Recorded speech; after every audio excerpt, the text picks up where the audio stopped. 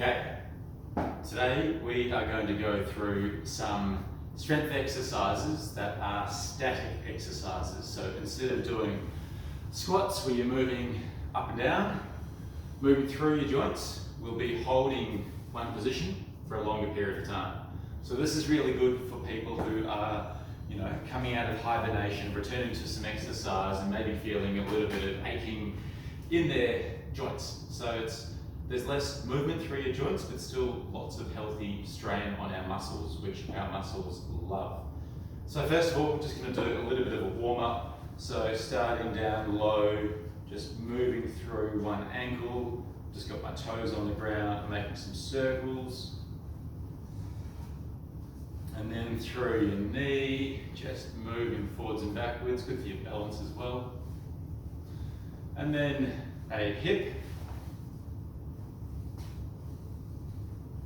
making some circles one way, just make some circles the other way, and then forwards and backwards.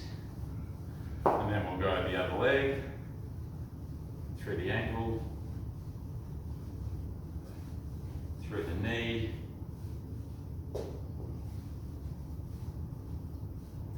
and then some hip circles,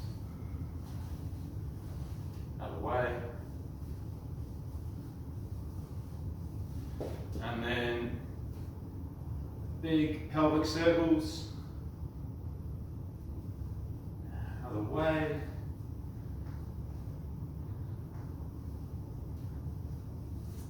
and with some soft knees, twisting through your shoulders and your back. And reaching one hand down to the ground at a time, towards the ground I should say. And then reaching in front of you, slightly overhead. And then just rolling the shoulders backwards and forwards. And then with your head, some nice big circles, other way. Okay, ready. So, we'll do the wall sit first because it's one that most people are familiar with. So to make this more comfortable on your knees, you take your feet as far away as you can until they feel like they're going to slide away from you. And this is all you do. You hang out. Make sure you're pushing your heels into the ground. A good length of time is somewhere between, say, 45 seconds and 1 minute. So if you go too low, you'll find that you cannot possibly maintain that length of time. So all you do is you come up a little bit higher, but we can do that throughout the course of our 3 repeats. And this is all you do. So you're just hanging out. You'll find that you get lots of good strain on your muscles, but your knees should feel pretty good. If your knees are sore, come up a fraction higher. So we're not trying to create any discomfort in our joints, we're trying to support our joints. This is a really easy, simple, not necessarily easy way to do so. Good job. First one's done. For the second one, we're going to do a little heel raise. So I'm side onto the wall, and coming up as high as I can onto my toes. So I've just lifted that heel up off the ground as high as I can, and now again, we're holding. So these, as I said, these are static contractions, you're not moving up and down. But they're really good for strengthening all of our tissues. So our bones, our ligaments, our tendons, our muscles, just because we're able to maintain that strain on the tissues. If you were to do, heel raises coming up and down, if you did about 20, you might get 1 minute of contracting muscles. Whereas here we get to hold for that full 1 minute. Other side. I like to be side on with this one as opposed to facing the wall. Just helps to keep my center of my balance over the midline as opposed to leaning just on the one foot you're standing on. So you should feel a good strain in the back of your lower leg and the calf. That's what we're after.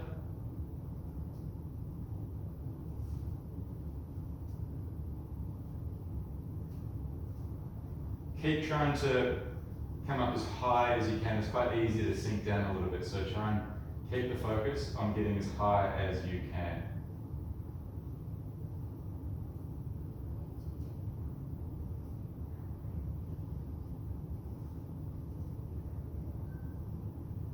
And you don't have to do 45 seconds or 1 minute straight away. You can do 10 seconds, 15 seconds, however long, and then build up. Let's do this first one again.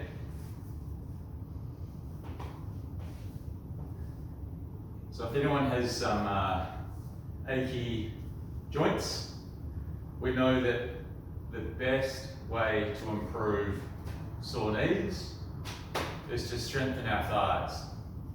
The best way to improve sore ankles is to strengthen our calf muscles. So it doesn't need to be uncomfortable on your joints to get some strength into those areas and better support the joints.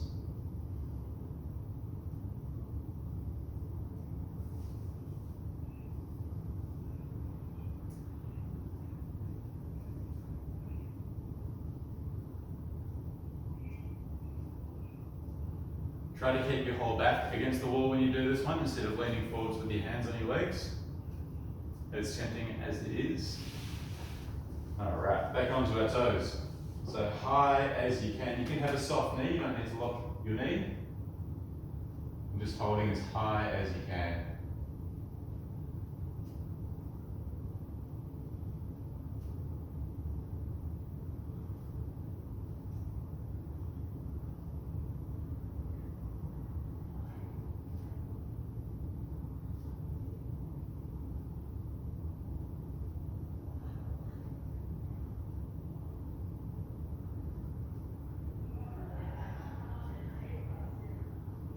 And if you get tired before that 45 seconds to 1 minute, that's all we are after. So job done.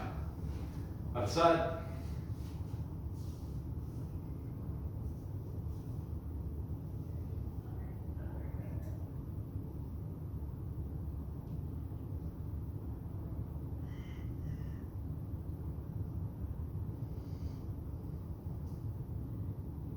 And there are lots of different ways you can do these exercises, so if any of them don't feel quite right, let us know and we can show you some variations.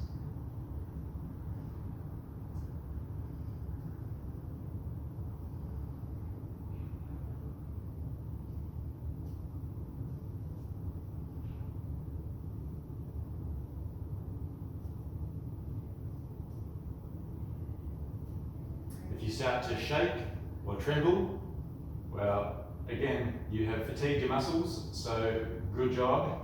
Move on to the next exercise. Last round of these ones. So again, sitting back against the wall, slide on down, hang out, think about what's for dinner. Mexican.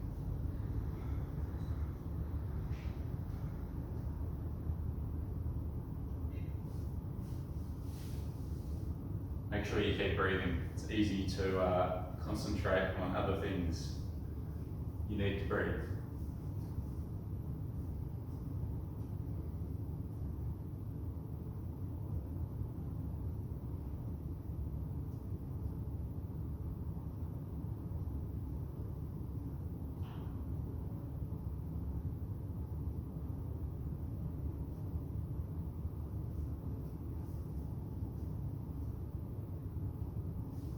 So it's important to do each exercise multiple times. Not necessarily multiple times each day, preferably as one continuous circuit. And you should find that it gets more challenging each time as you are more fatigued in your muscles. And that's what we need to do to encourage them to grow stronger. We need to repeatedly fatigue them and then the body will adapt. It's pretty simple. So again, just on the balls of your feet, lifting your body up and try to relax your toes. No clawing with your toes.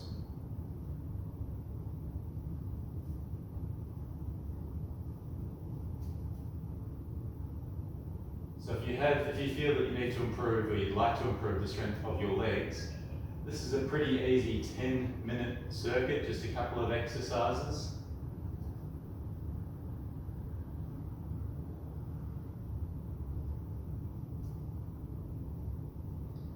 You should notice a big improvement with your walking or golf or tennis or hiking, running, anything that requires our legs, which is life.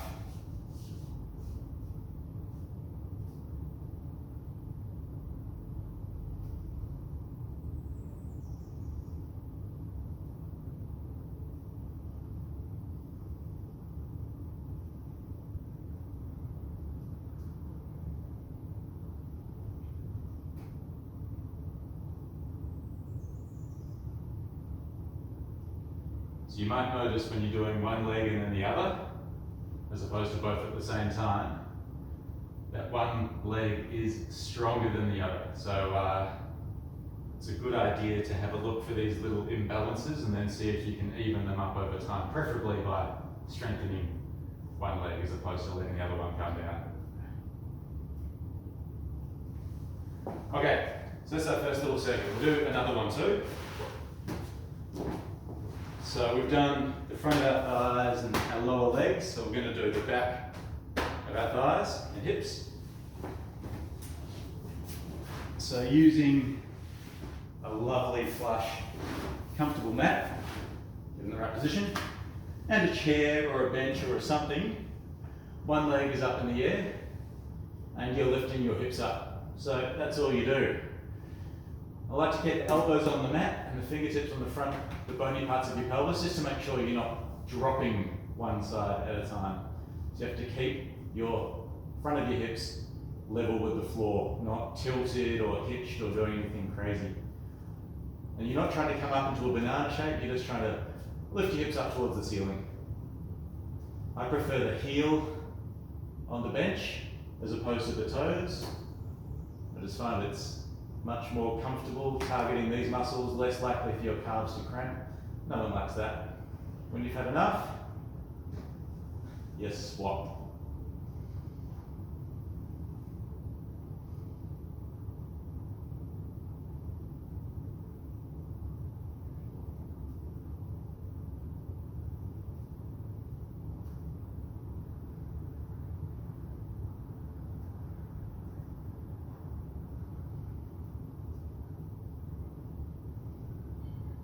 And if this one is challenging, then you can absolutely do 2 legs.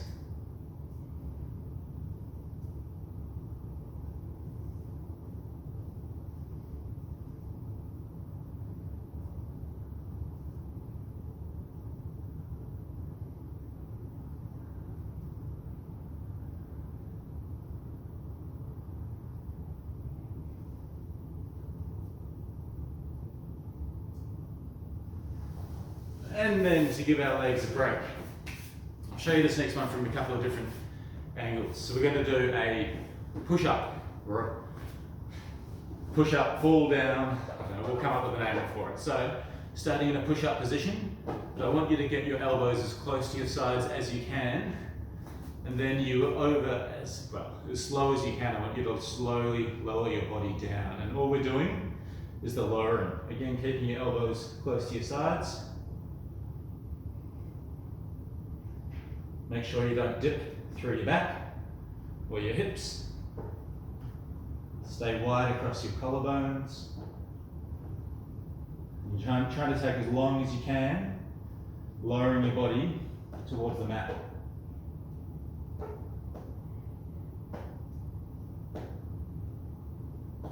And breathe. Okay. Might not look pretty, but it's pretty tough for me. Okay, back to this one.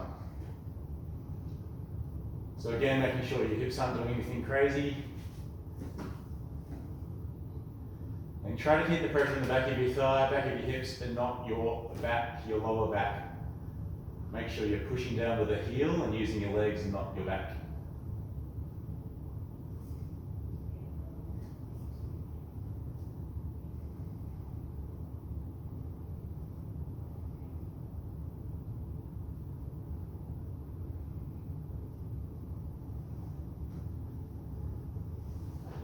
When you're ready, swapping legs.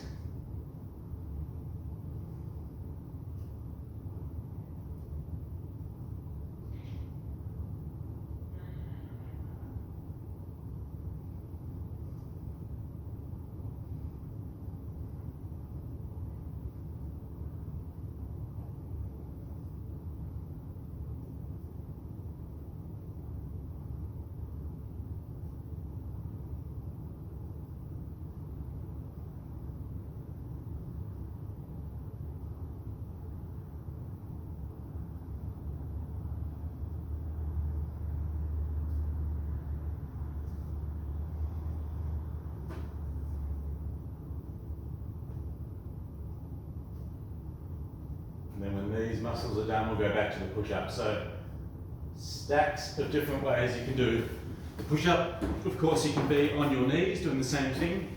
You can use a bench or a kitchen bench, strong table, all sorts. But once again, all you're trying to do is slowly lower down, taking as long as you possibly can to start in that tall position and make your way down towards the floor without letting your hips sag or your back. You're trying to keep your elbows close to your sides.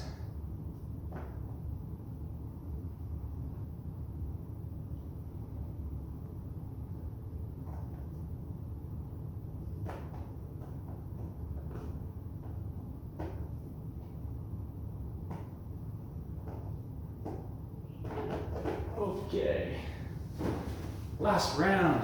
Good job, good job.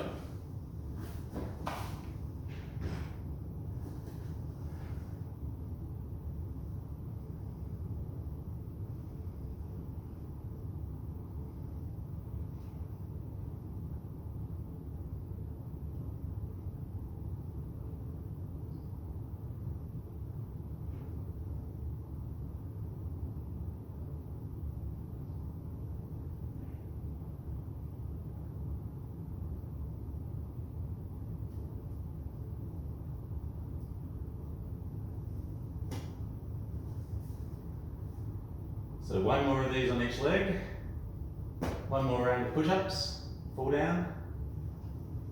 All right, last leg.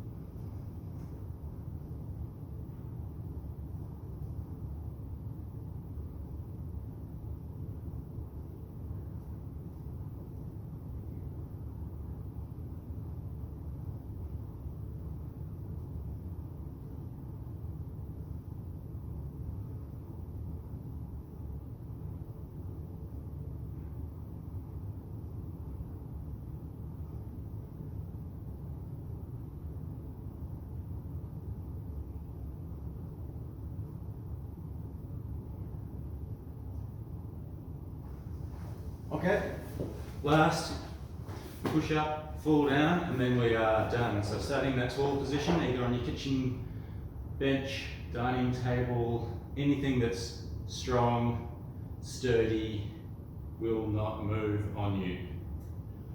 Slowly lowering down. Keeping your tummy tight. You should feel no pressure in your back.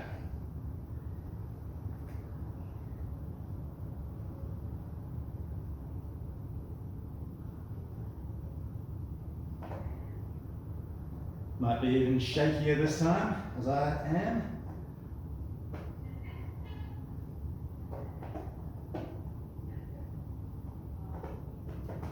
Okay. So we just did 4 exercises, about 10 minutes each. 20-minute program, pure strength, good for all of our tissues.